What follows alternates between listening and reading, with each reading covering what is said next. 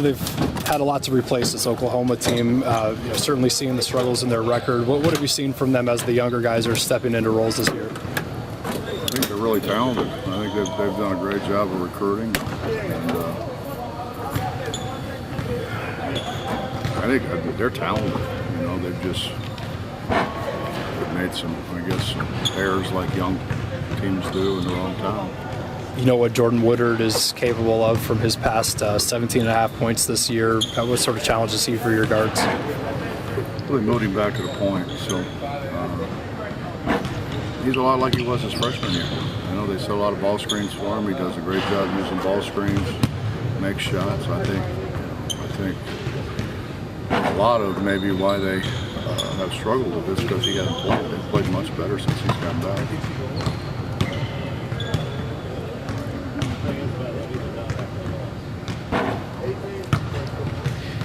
Got Javon getting an individual honor today, the Naismith Trophy Player of the Week. I know you guys aren't necessarily looking for individual as much as team honors, but what does that mean for you to coach a guy who puts in that kind of work and is rewarded for it?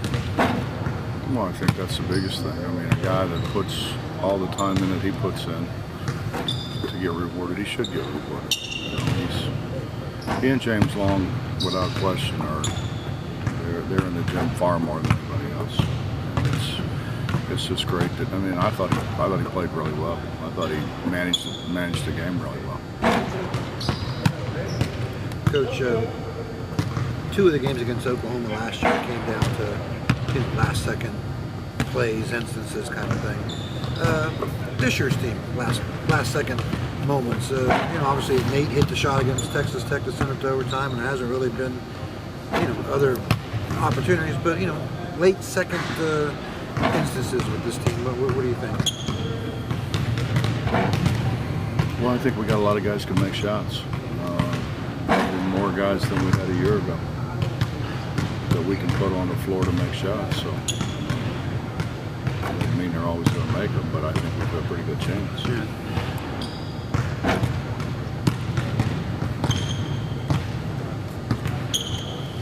When Devin approached you and said he was going to leave, and you got to thinking about it, how did you envision this team? Has it worked out that way, or have those three guys that have played inside kind of changed what you thought you might have to be?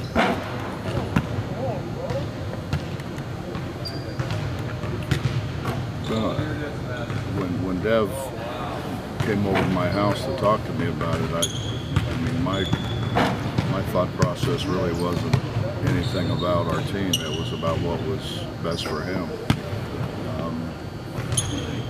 And I think like everybody, we thought Elijah would come in and take Devin's heavy minutes because it basically was those two guys a year ago. And Brandon's played really well, and I didn't know what we'd get from Sags. I knew he was talented, but I didn't know obviously how quick he would pick things up. I worried a little bit about the language barrier, but he's played really. They've all. Elijah's struggled early, but I think his last couple of games he's played really well. Nick shot like 60% combined, the three of them. They've rebounded okay, maybe not quite as much even as Devin did, but they have. But they've also needed it because of the improvement Adrian and Reese's had. It's made you a different team.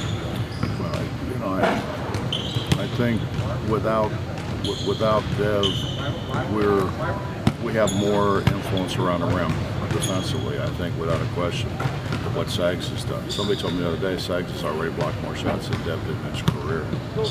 So they give us something that Devin didn't give us. Now, what they haven't given us that Dev gave us was maybe the best offensive rebounder in college basketball, and particularly when we needed offensive rebounds. He was absolutely terrific. I think Sags has the ability to get there. Brandon's been pretty active. We've got to get those guys just being more active. I think the more active they are, the better it makes Elijah, the better it makes Nate, because now they're eating up space, and and really bodies. So we just got to get them on a consistent basis. They have been. It's just not as consistent as what that was.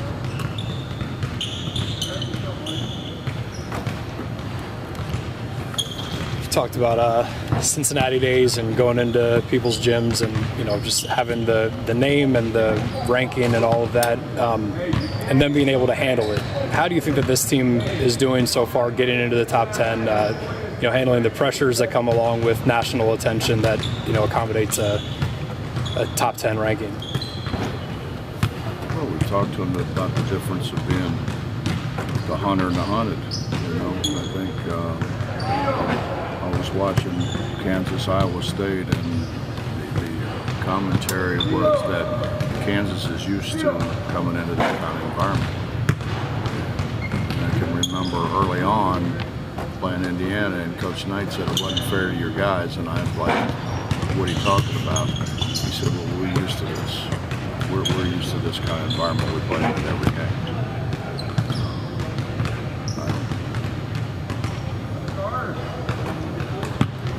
We certainly learn how to do that. But I think it's a challenge. I think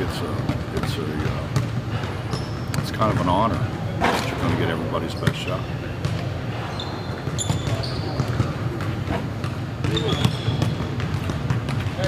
Kind of flipping the script on that last second thing real quick.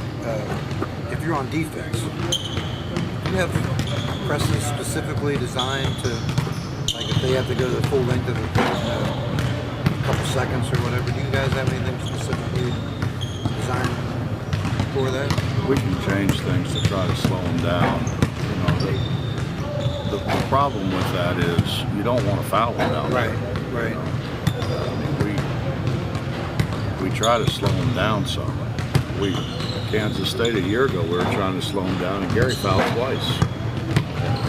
I'm like losing my mind because we're supposed to be behind them, just trying to make them catch it in front of us and slow them down so they couldn't roll the ball to half court, and all that kind of stuff. We have it, we don't always execute it very well. You just want them to burn as much block as you get them to burn. Just hope they don't hit a half quarter, right? Yeah. Half quarter or a tip in. Yeah.